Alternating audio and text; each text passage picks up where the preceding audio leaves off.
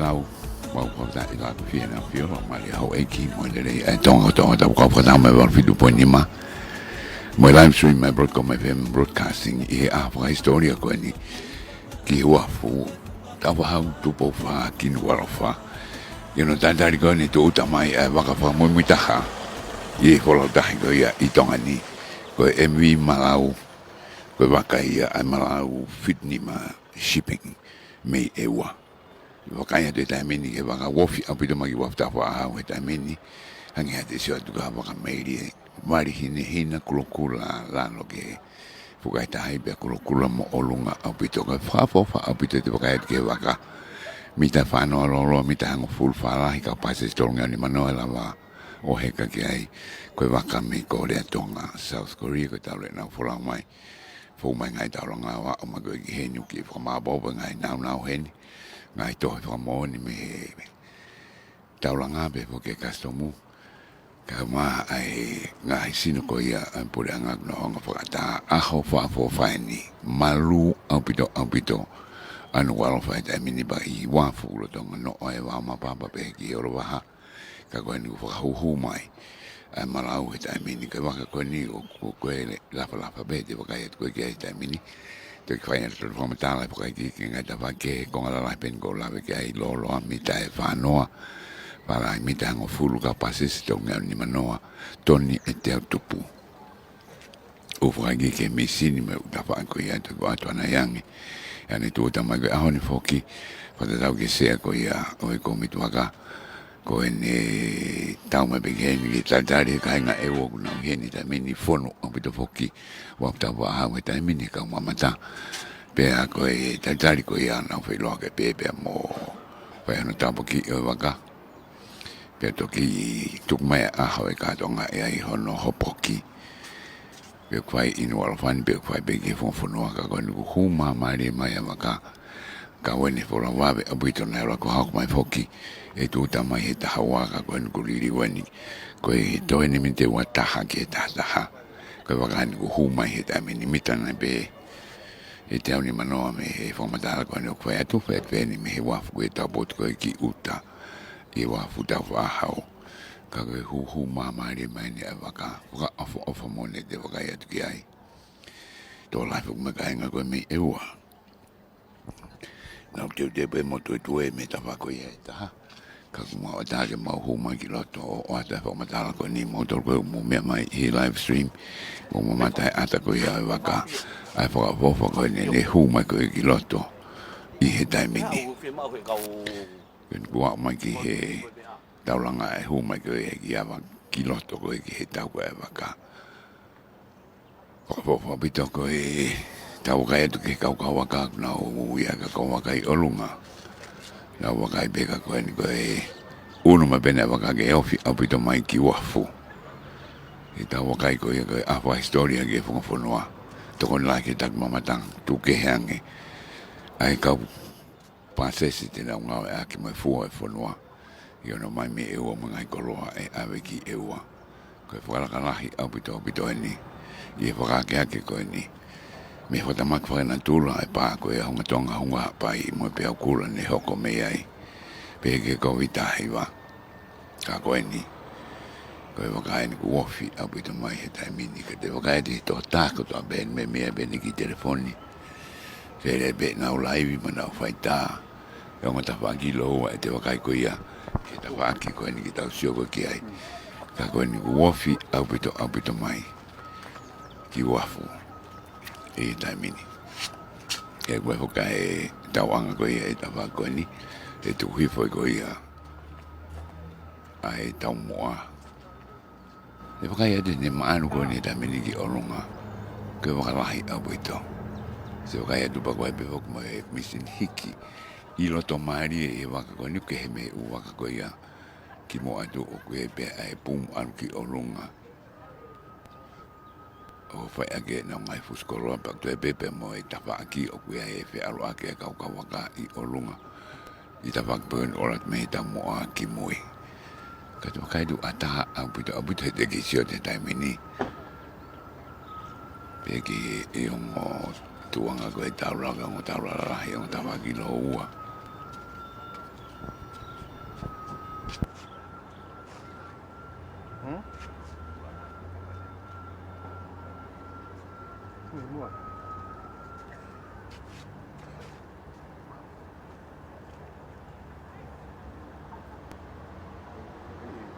ai pak tu ke kong ki moi ko fatonga e to ko ai misini fuskoro i moi ai Vaka ki ar ko ai o longa ko me saluni ngai mama Paula te bebe ke kong ko ni mo na ola be ke o tu ko ia e mo me bebe ke kai ngai na tu e tu be mi uta me heni ka to ta ko to a wi ngo waka ko uta he ni ro ha be mo va ma pa ai fai tā me i tolahi e tau tātari tu uta mai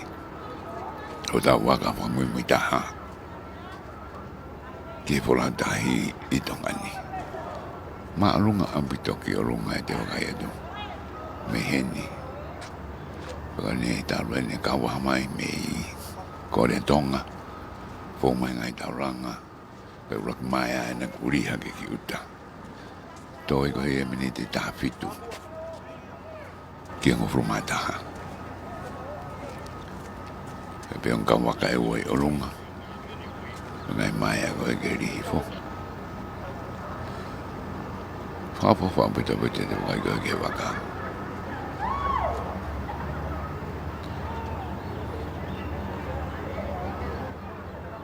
ni au ko ka et ke ta kere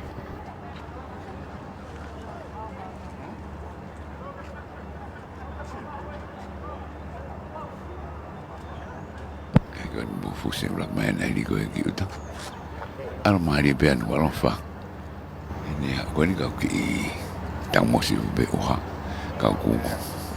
ke Europe po pongala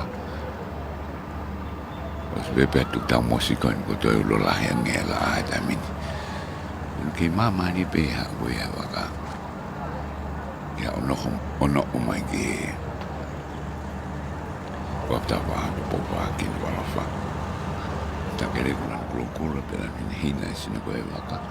tama kulukula peta pagi pea hina ne vai tonga dorunge ponga saloni kulukula tama te vai te ngai po fitutaki lahi na peto ni tu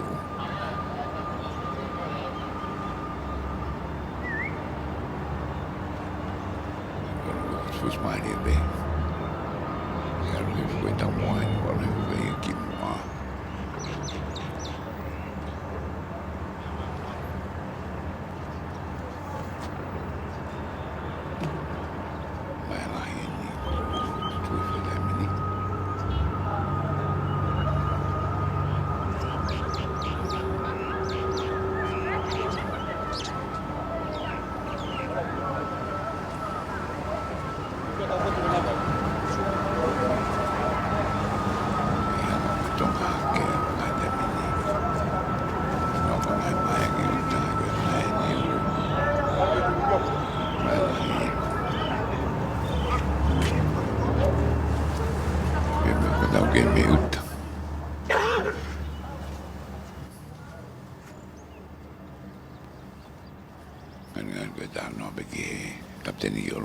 mafuri mama ri heke ai Vaka ke no mai ki he Uafu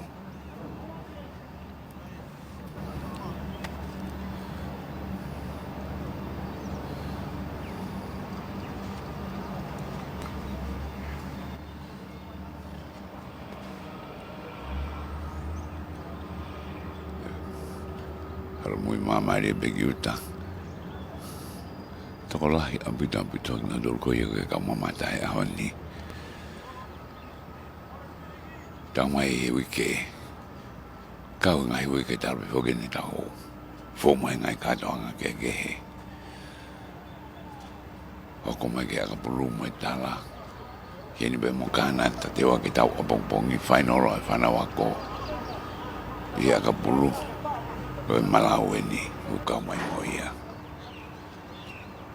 to be MALAU fitunima ia Vaka ko nu mafuri ko ia aru fo ta vaki ke no ma ta ko pa ko de sio ko kai I ta pagi whange ko ke de sio ko ki ha hotel ai mataba ko ana pe ko ke te ta ve age ta hi be mo me ko ia o pe aro ki moi pe de aro fi ta mori de sio ko me ta pagi Vaka fo bito mata le de Vaka ke kaka ko ki olunga ki no wanga ka pa se a we ki moi o tu ke he te hu ki loto o no ko ai I moi open air ko e moi ko pare ko ngai se ko asma be moi pe to hifo me ai ki moi maybe hangin ko de Vaka ko ke a ke merino hanga ta wanga ri ko beta ko moi ai to ko ia ai Vaka ko me he ni apa ngamaria na yang ko ata he ki Vaka ke mo nga ata ngai ata me ai mo ngai fo matala ke ta wa ko ni ko fa ki le Vaka ta mini ki ta wanga na o be ka Vaka me he Vaka pe ke ka nga wet me Uafu pe me to ta fa ke mi uta ko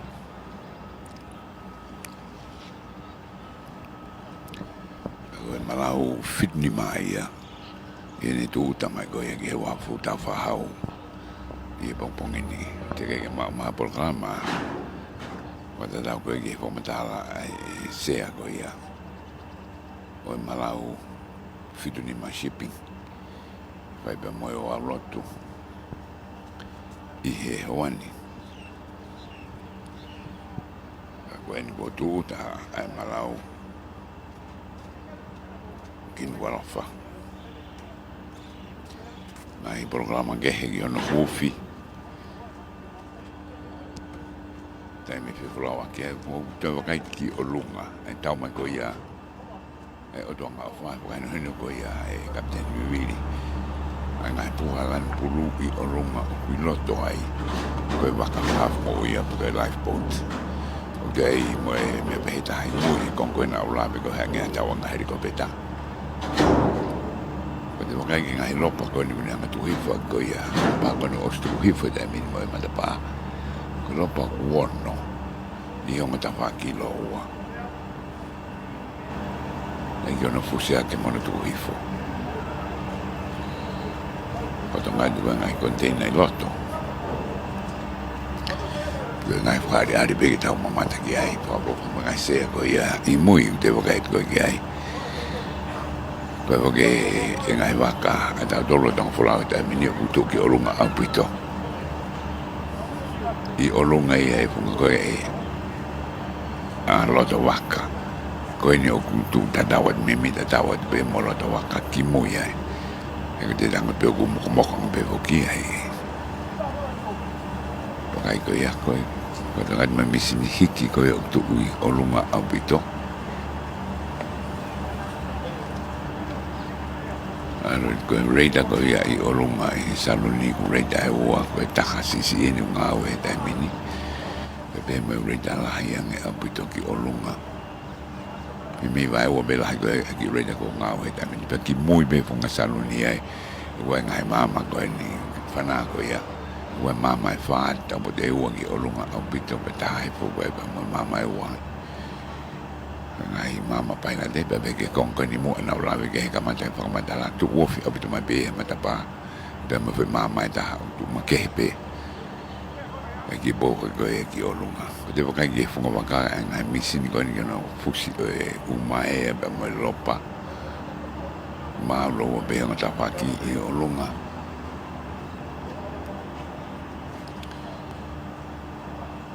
Vaka bo fa pito mimi hange ha Vaka ko Tonga de Vaka ko ke tapakula Vaka le pe mi mo a hai da mo a ke be yang mata Vaka pe ko ka pe ko ai Vaka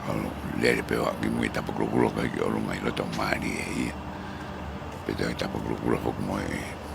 fo Vaka ko ia saluni ko pe ai pa la te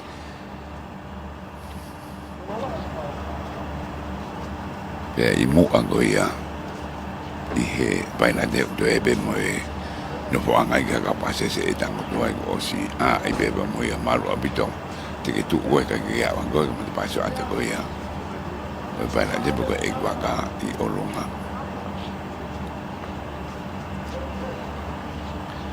Vaka fo puta Vaka ko ni ita Vaka ko ni ko ta bene na do ko ma tu he ni ta mini ko ta ni sio ke Vaka ni ka o ki Vaka be ke ki Vaka fa be o ngomo Poka wau ke hawa kai ke Vaka ahan. Sai MALAU vitu, ko inga ko saula vai to. Ko e ofisa kolo au. O e ki kolo e ua ko whataurua. Pana maulele mai ne afi mi e ua. Ko mai o e pure whakawahe, e mo kau frau mi e ua ki taritari e Vaka ko ini. Pa ko ini ko e mea whawhiwhia ko ni ko tū tarere Vaka ke Uafu Taufa'ahau. Pa ko talatu ko whake kāinga ko toa pē. Kau ni hafa fia ki kainga ko tobe mi niwa fo ba be fo ki kainga mi e wa ko nga ko tu tamai wa fo ke nga wi ki VAHEFONUA MALAU bit Alo pito sauro taro ini hene ni uta ko sagoro me fada ulwa e ko hene e ahoni bange ka ne fakamata ka me fa fia ai mo mata mai ka nga me VAHEFONUA Bebe mo motor ko to ko KAUTAHA I pongpong ini I tu tama ko ya ai Vaka pa mo mitaha ka ko Vaka ya ai KAUTAHA ko ya ko MALAU fituni ma shipping no penga ko to be fok me e wo ngai Vaka ko yo to ngale fok ki one ma to be fok ki he maui e ko to ro ni Vaka o e wo na filere ko le be fok ka mo e Vaka ko ta mai e ta pa ko ya e da va ma pa ki e wo ka ko ta Vaka e do ni toko tolongea ni manoa e lava o heka he ni I hatai mitaha ko e uta Vaka me he ni ata au pito ponga ko ia e ka heka ko ia e ngai uta e a hono lahi e matuk mapana ia ngai ngai whamatala o whilawe mo ia ka ko tau Vaka ia tu o meri lau e tai min pa peka motor mo whanau mai I whakawhat le asin ko ni wari hina ko e Vaka whengo fua ki te mamata ki e pa te tau mai au malu mo tofu au pito a Nuku'alofa I a hon pa malu ko me bene wawe ni fulau mai o mamai ko e ana pihe ko e taha Vaka ko e nuku o stuta o sno o ke tōni mi te ono ko e mo frumataha ko e kau ngā o me kastomu mo na to lok na o tu beta meni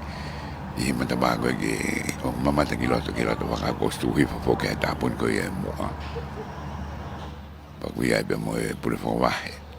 me VAHEFONUA mo na dor ko ye ku na ka mai I ha ni ben be mo e va ai quarantine o si ma be mo na dor ni ka nga ko do me ngai pot na we ka de ga ta e hu ki Vaka mai ta hai to e tolo ke ki uta da min I ta va ki ko ki da Vaka ko ia ta ki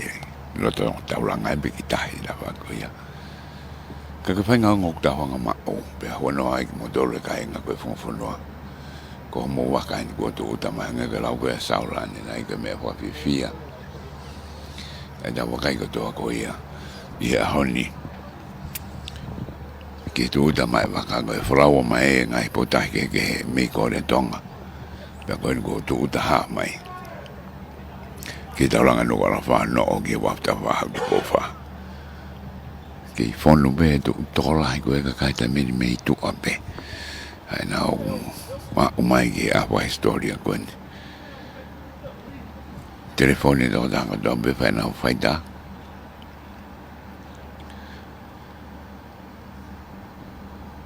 tau kai loto ko e ongo ka Vaka mi loto kuna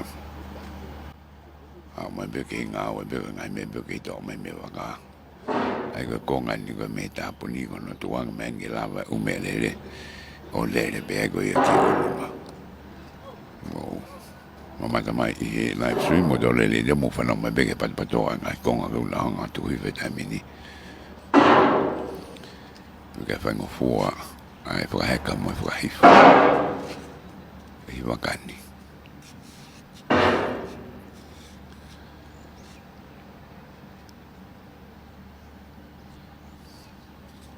La historia fue lo que estamos ahí, fue lo que ahí Tonga ni en ahí Vaka, en Brianga, Faima, en ahí Vaka, KAUTAHA. Fue muy Brianga, fue muy en ahí KAUTAHA, que fue Pito Wana, que fue con dos farms, que le fue con dos farms de mínimo en ahí Vaka. Fue tú me Vaka, que ya ewa, o mai que ya oni matobe Moimoi. Ki lele pe pure angana o hanga o mai ko ia e orowaha o mai ki o motoanga fa pe foki ki na o wakawawe ko ia taha koe ki to e lele tai mini ka ku ki hoko tu ke hanga ngai waka pai patongi hanga ko e orowaha mo kao mo e unga ai utawa ki ke he ka koe ni ko e kautaha waka e ua pe waka ne tolu me e ua tu ke hanga waka koe ka hanga niwa e kresbek lele foki aki niwa ka luna waka e tameni ku whakata tameni ke na o hukiloto e kona tole ni fofo whakata tami te ua ke on frumataha to kong furu me ngai wa ake ke ko ia puranga ngai ngawe tau taha ke whakako ki Vaka.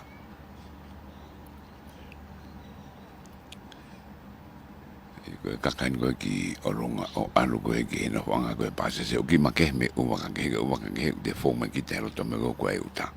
ko ni ko de ho de be ko sa peste pito he mama to mata u de kaka ata be ki me uta o hanga tono e be ki oronga ko ne tu le ko ia e va be ange e fo kai fo ki ta va ko ia ai ko na wala ke wa o ki fo ta dawa tu ki ta va ko ia ki e Vaka. Eko kakanga tona ke pe aki salun ko ia e Vaka.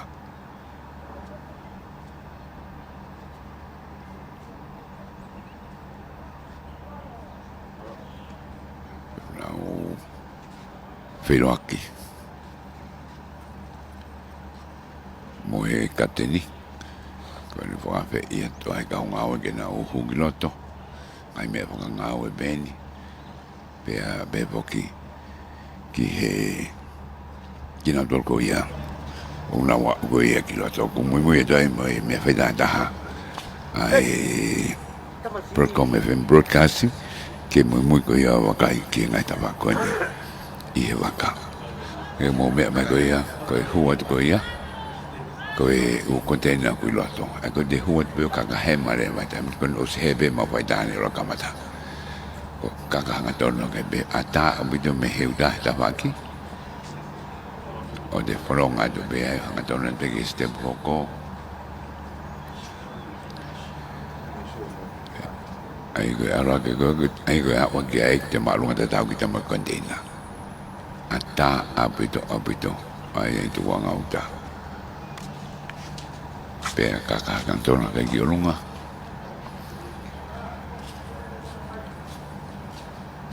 ai ko kai tu ke ko ni na u ha be o Autopilot ngai be ngai Vaka ke he ka ko da kai ko ke container fa ma lo Autopilot ai ko ka kai o go ia ki saluni ko ka hanga tona ko be ni ho tu me mitana e on full te de ka se po ki o lunga ki saluni kai to mata o beta mi ko no fa ngai ia ai ko ho te ko peito ni de Vaka e ko ki ai ko hanga ha ka ba ia no ke bacteria no to ngai te pi ngai me ko ia pa po fa peito de Vaka e lo to Vaka ko set ke ti pota ko en coffee kai ke sio ka sinta ai ka ko ke ko nga be ko ni ta Vaka ko e ho ko ki Vaka ta mini e ko lo to Vaka he ta mini ta pa ke na ki uta e arbe ko e ka e ta pa ki ko sma be ai i to mata u ka u loki no fo anga ia ko ke ka pa se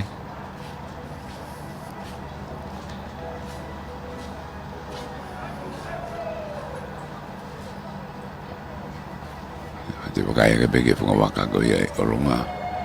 ai no wai ki waka ko ni ko foto ko life poti ai ko uai ai ta ko ni I olunga pe ia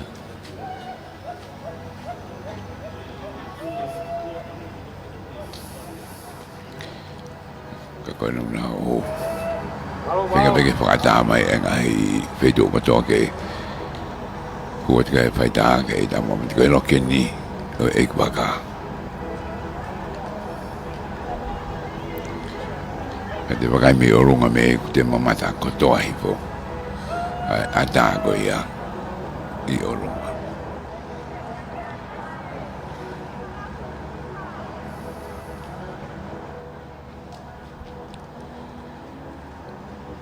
Foki me loke e Vaka Are fuga ia I stepu ke arpeni I orunga ni Aia I ta wakta o mata ue te lua ko ia ko no whanga e ka pasi se me me ta tau o te ma kon koe e mui o ata ko e koe ke horisi ka ko e beno ate e lunga koe open e koe ta waka ia te hei ari whangi lalo te tabe pe mui o ka ngai no whanga moani ia ki te wakai tu malu o pita pito ka pati te whi arki ta waka ia pe arwai ki mui e be mangai life boat na o lawe ki ai kono tohi pe ai life craft ia koe wha pe ni ta wako ni ki Uafu nima ono fitu waru ai koe ki I life craft e waru I ta whanga o he mape ia me te tau mau me poke wako toa te tau be me ta whanga tau matau ka ki mui eni I he tamur ko wakan aula bagian ina ko hangea tawang helikopter ana ta forma dala ko he ni ko ya ake merino na e ngau tawang helikopter moi ka de wakai ki safety ki malu ko ya ka pase se malu apito mai te ko ya e uta bang ta wakai ko ya ita waka FAUTAHA Mata ke ia kapteni ke ngahi life raft.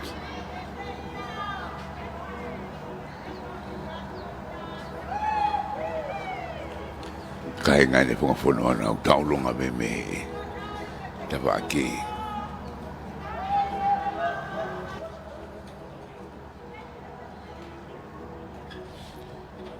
E kai be fota ke ai kapteni no fonga dala ngai na ko ne utu ko ia e Vaka.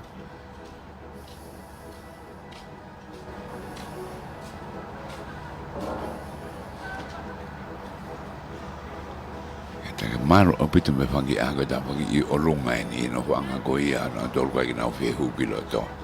fresh air tu a maro mi olunga me whangi I sea tau taha utanga to ai toko tonga ni manoa e hao ki waka ku te whakatu ki he ni e wha ko ia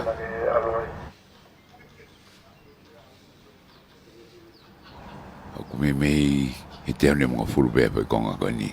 ai usea ko I mau ko ia I pe konga ben ko open air I olunga I mui he me se fa he otu ko ga du o te taha o nga da whangi lo o watu ke ngai se ko I una visito aki I loto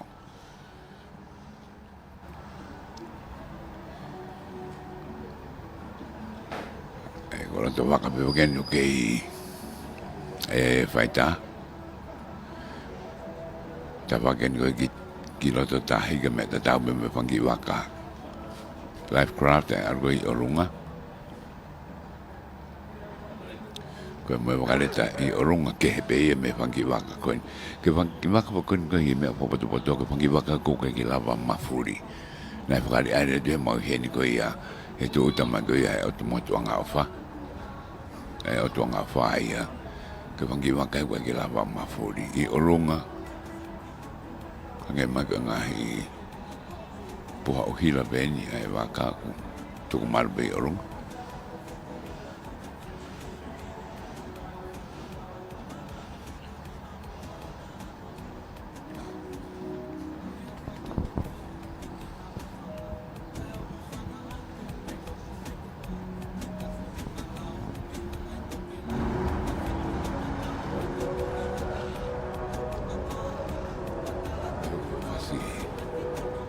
Vaka AKOSI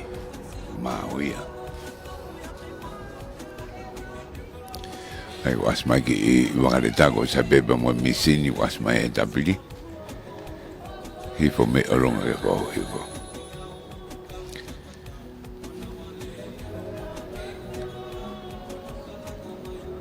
Fa ko ya ai punga Vaka ko mo ko open air te tango tu me ai. Si hif ki moi Malu Obito ngai a pe rail ko ye ta vaki o ko ki ta bebe wo ka fai sai Obito nge vangi fana wiki na al ko ke Vaka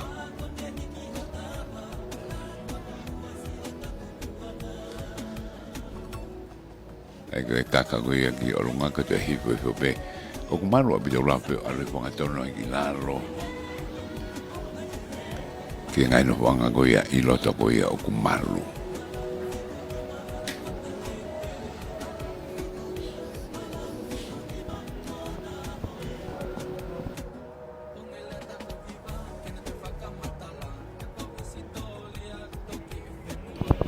ako alu pen gilalo o pito ke ngai to wanga ko ia e uta ai ata bito bang ke ventilation ngai mata pa ko hang ko to hang ka ngai mata pa ka itali ta ko ngai ngai fa ka itali ko ko ke ta pa fa ko ki alu me fo po to ko mata pa ko to lo wang ta pa ngi le pe me mo a ki mo e wa ko hang de se mama ke wa ka hang fu wa ka meili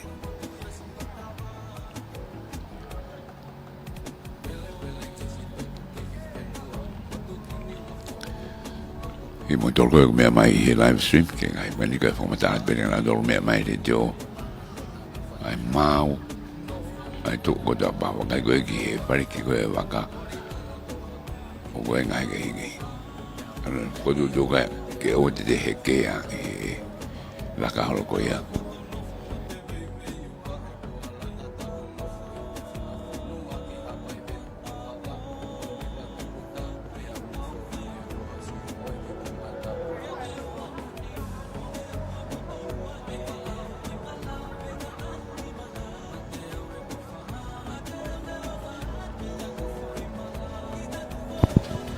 kage ko da wa ko ki ni ta mini malo abito ko ta mama ta ko doi ki I loto Vaka mo me ma ko ia me apina pe ko be ha potu I mama ni furi pe mo ka mai na mo wala ni mama to ko ia I ta va ko ni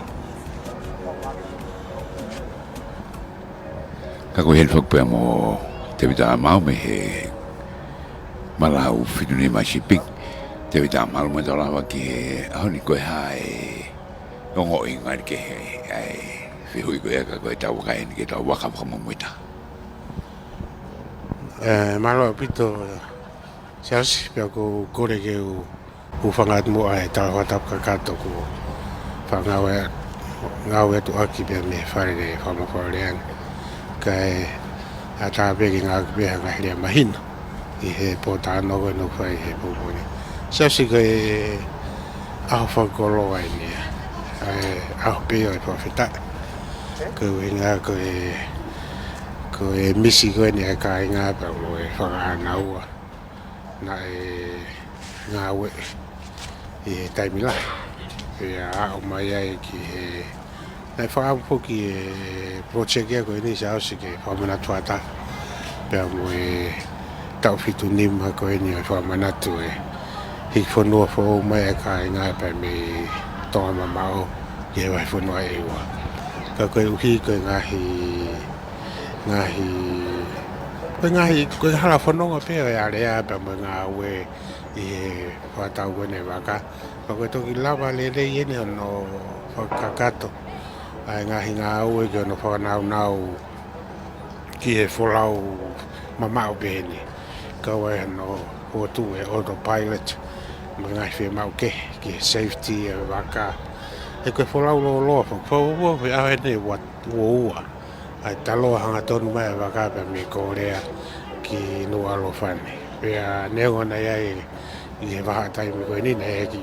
taimi nai ho o seni kai whawhita o ku tuota le rei mai MV MALAU ki tauranga Taufa'ahau Tupou. O ko rea pia pongpongi ni koe whawhita i he whakahoko e manaki e kāinga ki he project mawhinga koe ni. Pia whahua koe e George, koe konga ua pia ni o kātuanga. Ko pau pia ke toi whailongai. Pia mo maalari e ngā ue koe ni. E pia o swai pe ko tutuki ai. Ka koe pongpongi ni a koe toa taha toa pe mi whawhanua e waka o mai kāinga. Ia tapa pe o mamane o nau iai. Pia nau mea mai ki he whamawhola koe pongpongi ni. O koutu o mau inasko toa pe i he whia. Pia mo i hounga ia i he lawa o whakakato. E he ai ngā oe koe ni. Ai o mea whamaro lahi ki ai. Mo se whakatou pia pe kia po walo a relei. Tau whamaa e ki Vaka ki a PULELULU. Pia mo i tanga kaukulu. O nau tolu hoki ia na nau si whakahoko ngā oe koe ni. Koe nai lawa whakatau ia koe mahina i tolu e nia ai ngā oe kono teu e Vaka ki whakakato. Ai mahina e ua mea. Ai nei kamata pe me sone siulai AKOSI eni ko nau toki tau mai he. Ai ia koe whia lahi ka wahata. Whia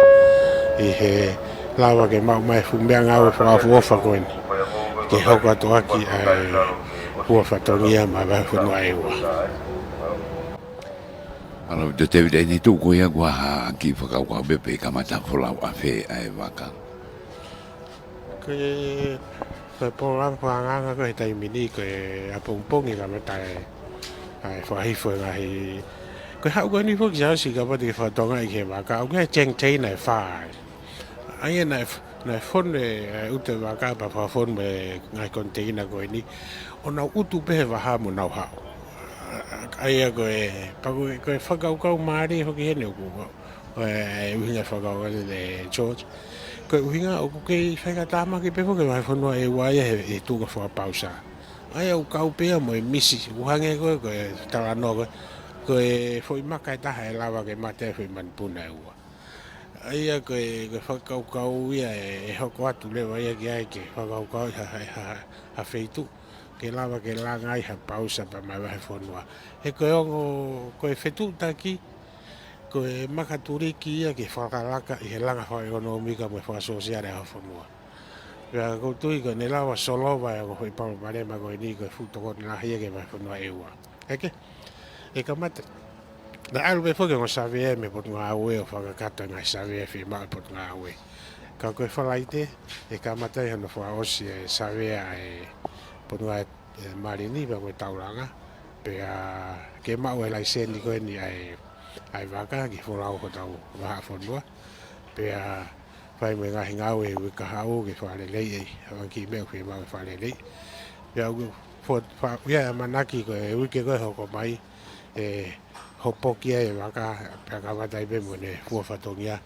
i he wike whaosi koe mahina ni pe. E koe tuku ia te mini te tuke heanga e potu tuku ni ke wholau pe koe o whitua kapasa. Mga heu te whalot whanua. Ange wholau pe koe ke pausa. E malama ke uta loro mai Vaka niu. Aia koe koko mahu i ngā whokia. E koe cheng cheng nei taha koe hoi rita ia ua mano. Aia e lawa tuu ha fui ko fui cheng cheng nei e ua pe tolu. Pe hawa kire fui cheng cheng nei taha. Ko no whetu kwatu e lolo. Aia safe au pito prea pa u. Koe kau pe whuki e parani pe kotu tu ngā ue. Maro pito.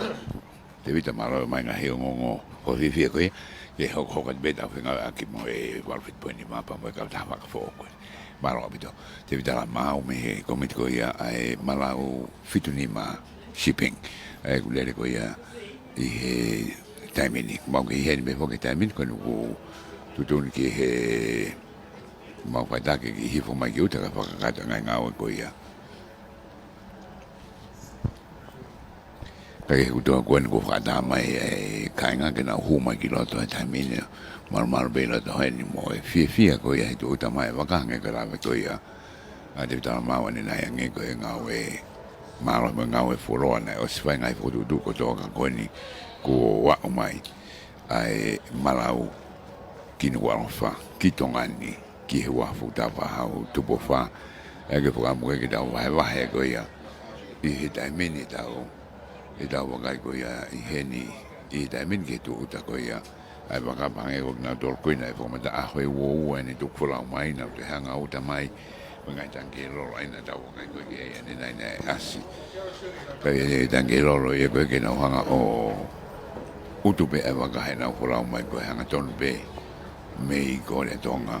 ki Tonga ni pa ko tu ta mai ko ni pa mo ka wa ko ia i taimini mama ha te wa ma pa ia ki e wa taimini ka ko ni tau ke mama te ko ki taimini ki he wa ka fo o ko ia o ko hoko mai ko ki heni i he a honi e ka tau se ko to be fo ki hono fra fo fa pa tau ka i loto ko e wa fo fo ani ni rock for our we fa asko ia mai ni i te fo ka no ho poki ai toki o atu be nga i forma da ko ia ke mo me mai ke ta wa hai mo va tu point ni maka mo fo ke live stream Broadcom FM broadcasting ki ta wa ha ke nga ta be ata dor ko ia i ta ta po ni be ke ka nga ke fo fonua ka be fo ke nga i family mo ke mo dor ko to ka nga me e wa ko mo i morina o firma mata mai ki a honi ko ia i a ho fa historia ko ia ku da wa se ko ia i he ahani ko ke ngau be ko ka mo kai loto he taimini ke ko ka to ngai ta ba ke bange ke la te vitani nai ko ngai la ke ngai la se ngai ta ba be ke no ngau e ki ke ko hoko i ta ba pe ni ka ko e me ko pe fi ya taimi e fula wai ai bakani ke tau kau yo no ngau e ki mono popo ngau ko ia ko fo tu ko ia i heni i Tonga ni pe begi ka ngo na tolu i ewa ai vai ko modo ko me mai live stream ai to la ko ia o na tolu ai ka kai ko na hanga mai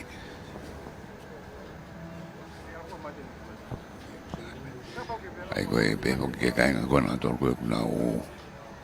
ka ma ko ia he honi kai nga me fo fonua la mama fa nga fora fa da mai mo o se kolo mai por fa va he be ki ka nga be i Tonga ni na fa da mai pong pong ni ka ko e tu ko ya e ku fa da nga na o hu mai ki lo toni o mama ta ka o fi fia o e a honi e da wa sia ko ni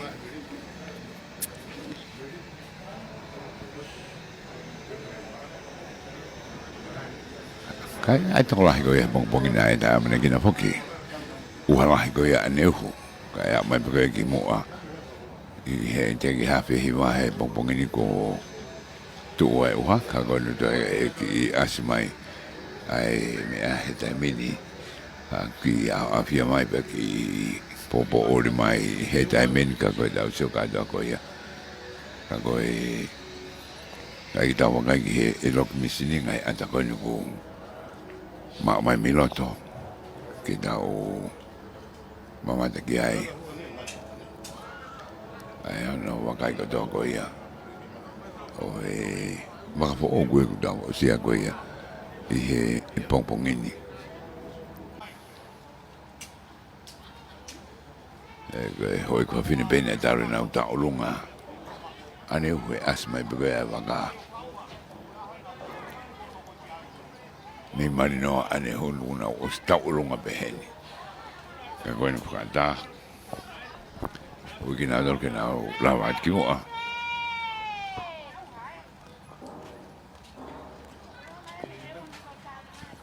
ka mo al bewa o ke ka ureka ke na ka go ia i he ai ko ia ki Vaka i taimini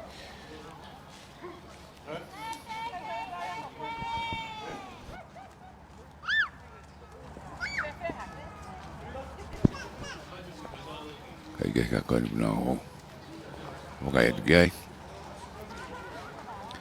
ko e o ka e ni ki Latu ni ngo puta mosi ai ta me ni ka ko ni e fa be e be Vaka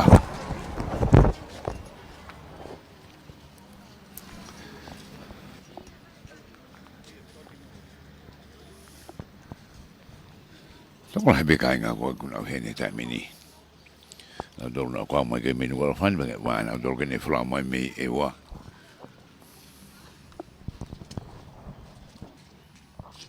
da o ka be ke fai go ya o lo du ma ai o wa go ya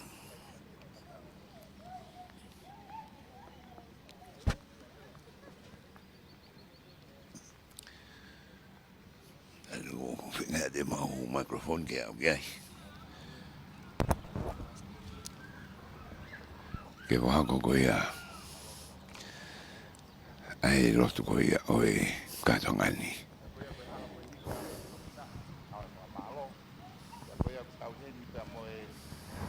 Kai kita po si o e pa ni Vaka mo to koni me tau ngawe tau ko nga ia ka te mau tolo ke ki lave hingo ki mau tolo mau ko fala ya ko hi ko mo fe po mai ke ki programa ke ko ni ko ke puna ke ne tata ke mai hiva os ko ko ke pasteni e ua steak el ki esa ke ne fai halotu fa malo ka mo e lotu kufia ko vi ko ngau ko fai he kau Vaka pe me Vaka kata tu kau malo bito punak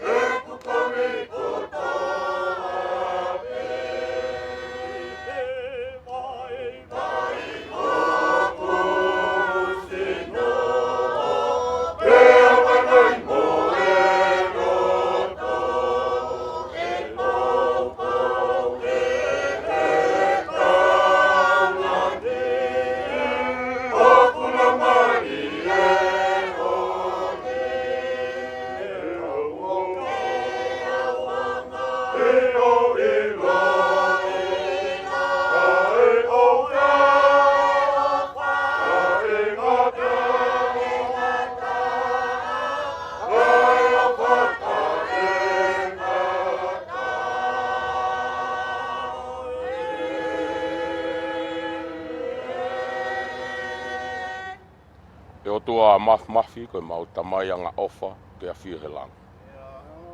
Mau ngo I honga ia mo oni mo whakapa apa ki o afio. Ke whakatau whola atu e aho whakoloa koe. Ke whai ha whawheta, whakamalo, wa honga. Lawa ke tūta lelei mai e mi MALAU ki taulanga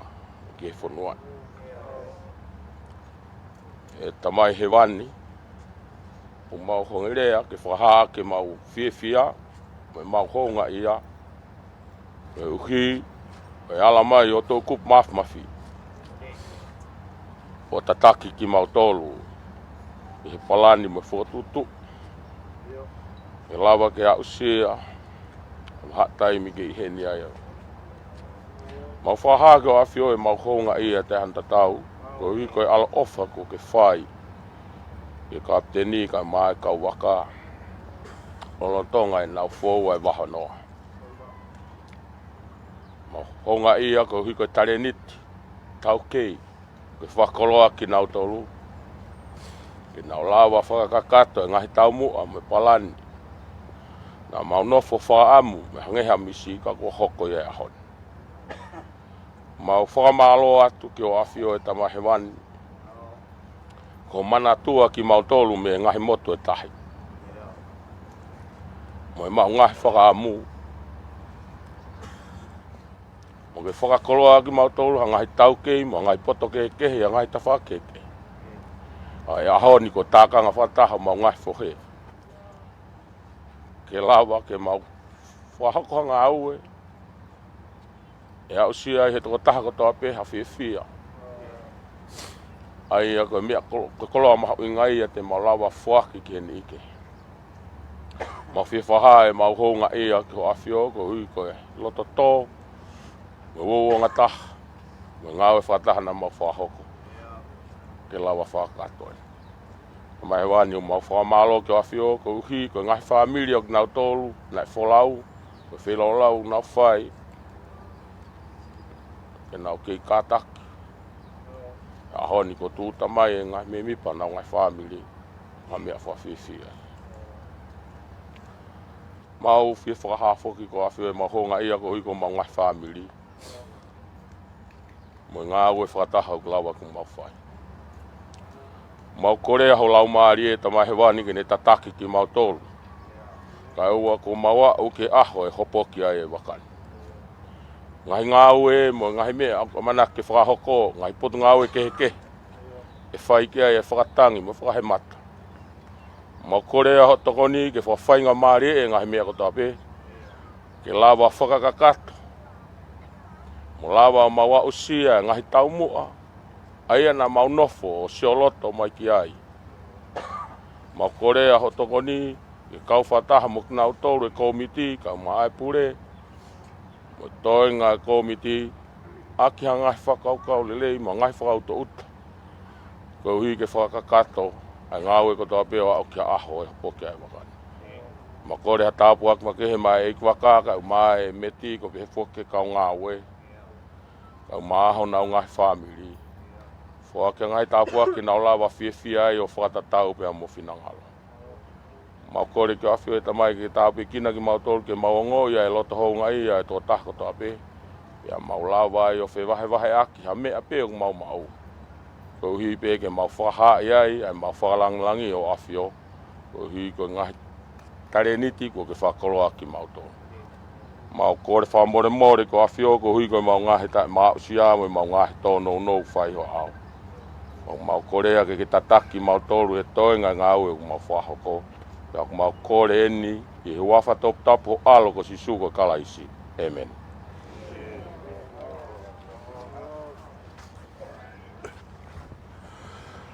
Nā, ko kore ke u ngau pe mua e tora whatapu kakato na swai he sea e kosili o MALAU. Ka ata mo ke whaipeha ki rea nou pe. Ulagi o ko tomo tuku e whawhitai ki heo tua, hange ko e lotu ko whai e tarai paisteni. I he takwhanonga hao na e whai pa mai i Vaka. Ka e umae kau ngā aue no kotoa e meti, e tinia pure mo toenga kau kulu. O whakakato ngā aue ko eni, mo e misi ai VAHEFONUA mo e kōsirio. Rawa kene mahina e ua mo e konga. Ai i Korea ai matua ko ni o whawhalau mai Vakani a Uafu Tupou whalau hanga tonu pen me Korea ki Tonga ni neo na e ngahi matangi kowe harafononga ka hoa tani ko e lea utau whai ko whawhitai eki ai takwhanonga hao pea patu uta mai e mea ngawe ko ni ka maa ku uile nei pe e Vaka ka mai kau kulu tau whelak whiawhia he pongpongin ka maa foka mo ngai family ko ia uge fa malo la ki e ko e Vaka ka mai tonga kau kulu e ngawe la mo i kuna ko hoko fa malo ke e basten ia VAHEFONUA ewa e lote nei ko fai kamata aki ngawe pongpongin fa malo ke ngai family ka mai ngai kai ko tope ko mo lava mai ko ki fa ilonga no pen ko ka to fa fia ia ko futo la ia isa na ngalo ya te au malo ke pure panke pa mo e va no i he nau ai ko panke bena nau fakasio e Vaka ke nau sio ko vinga ko nau sio na more Vaka ke more nau panga tie ke tau mai Vaka na o si he ni nau tolu ia ko ia ko fa malo ke si o ga mai pure e va no i he tokoni la in partnership pa mo e kōsirio MALAU o lawa whakakato e miskoili pe fa malo ki he Pati taulanga, CEO Pati taulanga, kau maa CEO e Marini, kau maa e kastomu mo e ngahi kupu kotoa pe, i e whengawe ki wa ofi, o lawa o whakahoko, ai ngāwe koe ni. Koe mea taha wha manatu atu, koe Vaka, o ku ikai e ngofua ke whai a heka ki ai, o au ki he huwhi, koe huwhi au toki whakanganga, ke ose wika hau. koe ko ko rat ke kainga e wa tau si o pe o faita pe me tua o wi kai ke ngofua ke fai a heka ke vaka te tau koe o hinga koe altama ke natula koe taritari koe kau kulu kapte ek vaka o steu pe ho mo fangi sila yo office ko inga e to ka pe office o tufa ke mo me a mo ki api ho mo ngai family ko tu ko me ma ho inga ya ko polo kala ma ko he tau fo wa tu ko da me to ki fo ho ko tu he pure po val i he tau fo no nga ye we ka ka mahala ko ki me pe pa malo ki he FM i ho mo lava mai o ave occasion ko ni ke me ai me muri ho tau ngai kai nga ka da fo tau ke greso tau eki ko sisu Christ mo fala he tau tau tamai o fo no mau ia te mau tolong tau na hili e fai ko tangata amen Pero tu que me tapa ki i Vaka ko president ma o il president steki e vahenga e wa po malo ko kina pra ko ke ensinia mo ka Vaka e na o tava mai a e wo ke wa tolu na tu da ma ga ani ha don pe mi ko le Tonga e ye po malo ko ke si o e me ni Twitter me e pangelang para la ka Tonga ki po te taulanga marini customu ngai sino fenga wa ka toa hofi o Vaka o se ai ke ka o te mau te ka te whakai ki kai ke ngofu ha anu ki Vaka i he tai meni ko ngai tu tūni pe o wha ko ke ka Vaka mai tatari ko a honi toki mono pena o sila ti ai ka ke ko kakato i ai programa ko i pongi ni whata ongi neau lelea te walpit poe ni ma ki e whetu mo me mai mi ai bebe po ki live stream Broadcom FM Broadcasting